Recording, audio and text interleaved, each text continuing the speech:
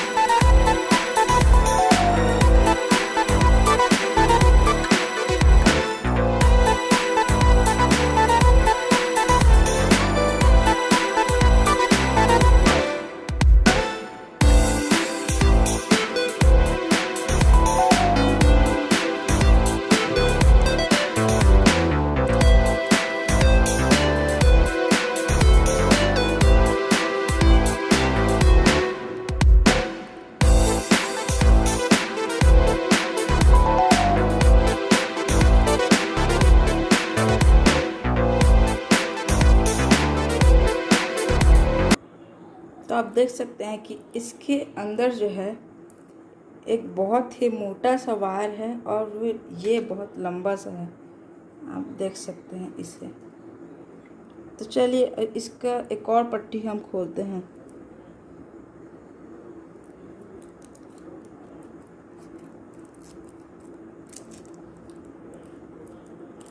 तो जैसा कि आप देख सकते हैं कि इसके अंदर जो है वो मामूली सा छोटा सा एक वायर है।